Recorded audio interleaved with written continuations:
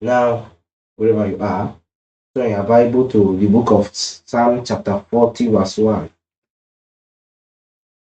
Psalm chapter 40.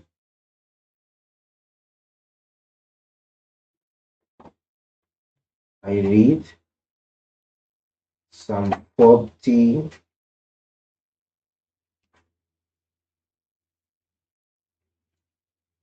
I read verse 1.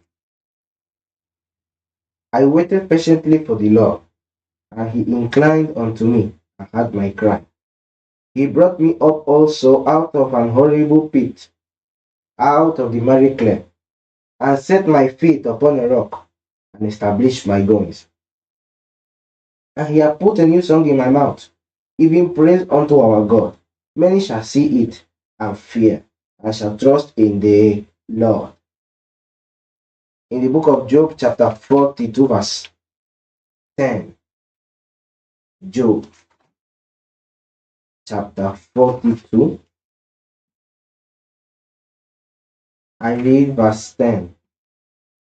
It says, And the Lord turned the captivity of Job when he prayed for his friends. Also, the Lord gave Job twice as much as he had before. Then came there unto him all his brethren, and all his sisters, and all they that had been of his acquaintance before, and did eat bread with him in his house. And they bemoaned him, and comforted him over all the evil that the Lord had brought upon him. Every man also gave him a piece of money, and every one an earring of gold. So the Lord blessed the latter end of Job more than his beginning, for he had 40,000 sheep, and 6,000 camels, and 1,000 yoke of oxen, and 1,000 she asses. He had also 7 sons and 3 daughters. Luke chapter 7, verse 11. Luke chapter 7, I read verse 11. And it came to pass the day after that he went into a city and called Nain, and many of his disciples went with him, and much people. Now when he came near to the gate of the city, behold, there was a dead man carried out, the only son of his mother, and she was a widow, and much people of the city was with her. When the Lord saw her, he had compassion on her, and said unto her, Weep not. And he came and touched the bier, and they that bare him stood still. And he said, Young man, I say unto thee, arise.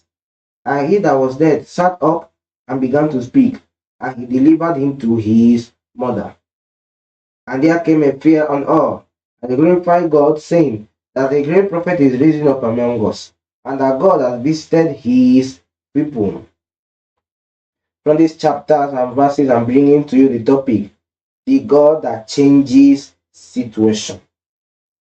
The God that changes situation. Any ugly or inconvenient situation you may have found yourself into over these years. As long as such situation is not of God, that situation is subject to change. Maybe it could be that the situation you are going through is that you are sick. Could be your whole body, from your head to your toe, is full of sickness and disease. Maybe nothing works for you. You try this and no way. You try that, nothing happens. Failure everywhere. You have lost your employment. Your business has collapsed. Or no man is asking your hand in marriage while all your juniors are married. Could be that you are the only woman that is left in the house because all your sisters are married with their husband, but you are still living in your father's house. Nobody is asking your hand in marriage. Maybe poverty is the order of the day. no money, no money to feed yourself, to feed your children, to meet their needs. And in fact, you have resorted into begging people money. That situation must change today. Maybe, could be that your situation is you have no child. Over the years, you want to have children, but something is just like hindering you from having children. You cannot have children. There is a power, there is a being, there is a strong yoke. Today, that yoke must break. To after my ministration today, you will have your own child. You will have children. I want to let you know that it could be that the situation you are facing now is that everybody hates you. Nobody likes to be with you. Nobody likes you. Everybody just have hatred for you. You don't understand why. You don't understand why you want to that people you don't understand why people are rejecting you, people are avoiding you, people are running away from you, people don't like to be with you. You don't understand why. You're asking yourself, why is all this happening to me? Has all this evil befallen me? I want to let you know that is an ugly situation. But that situation today is subject to change. Are you hearing me? It must be changed. That situation must be changed. It's subject to be changed. So maybe you are in so much debt. You are owing a lot of people. You cannot be able to pay them. And in fact, if you see somebody you are owing, you'll be running away from that person. That situation will change today. Maybe evil people are sitting on you, sitting on your money, sitting on what belongs to you, sitting on your children, sitting on your wife, sitting on your husband, sitting on your property. Today, that evil man, evil woman shall be unseated. I want to let you know, no matter the ugly situation, as long as you are here today, your situation must change. It has no option. There is no two ways about it. There is no any other option. It must be changed today. Whether you like it or not, whether you believe it or not, that situation must change.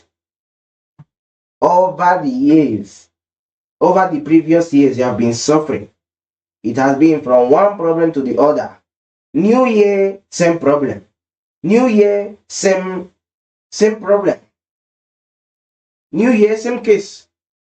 New year, same thing. That's how it has been over the years.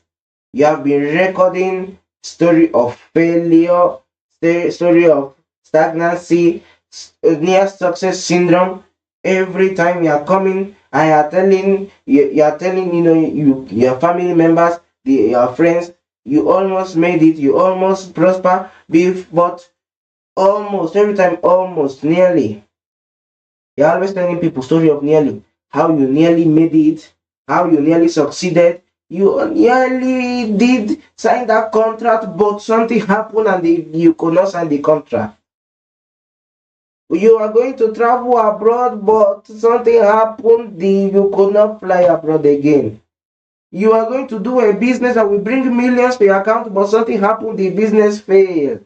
Every time every time you're telling story and people are tired of hearing your story, every year is the same story. Every year is the same situation. But today, it will not remain like that. Your situation will not remain like that forever. I want to let you know, how long are you going to continue to suffer? How long are you going to remain in that same situation every day, every year? You are crying and weeping. You are lamenting. You are in sorrow. How long will you remain in that affliction? How long will you remain, how long will you continue to be poor? Every time you are lacking. Every time you are something lacking at home. Every time you are begging for food, begging for money, begging for something for your children, always begging, looking for something. Because there is lack in your family, there is poverty in the home, there is nothing, you cannot be able to meet your need. To pay house rent is a problem. To buy is a problem. Everything that involves money is a problem. But today, your situation must change. It could be a situation is that no child. And in fact, even if when the child is in your womb, you will have miscarriage, the child will die. And you will give birth to, to dead child. Maybe it could be that you are barren, you cannot conceive.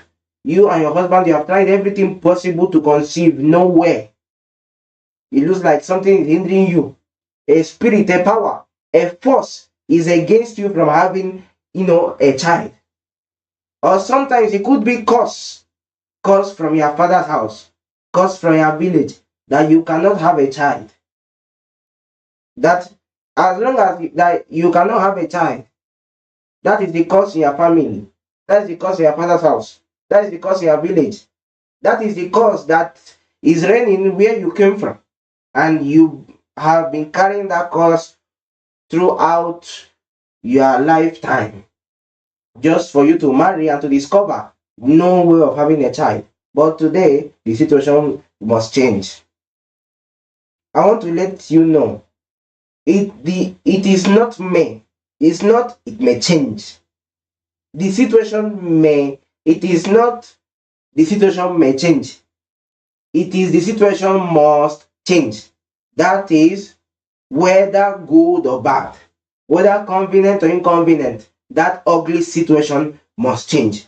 Whether, even if you like that ugly situation, even if you are enjoying it, even if you don't want, even if you want to continue, it must change. I want to let you know, no matter who is behind it, no matter the principality and power, no matter the demons that are every day invoking your name, calling your name for evil in the evil shrine, it does not matter where they are going in the evil forest and 12 midnight, they are calling your name for evil. They are invoking you. It does not matter the shrine that they took your name to, and every time they are making incantation against you, projection, invocation. It doesn't matter that place that they took your name to and they made an image like you and they are fleeting the image. They are punishing the image. They are tormenting the image. It does not matter who is behind their suffering, who has taken you as a project, who has said, okay, I'm going to take it upon myself to deal with this person. I don't know who has taken oath to say he will fight you, to say he will deal with you, to say he will finish you, to say, to determine. I don't know who has determined to destroy your life. But that situation must change. Whatever the enemy has planned, it does not matter. Whether they like it or not, that situation will change.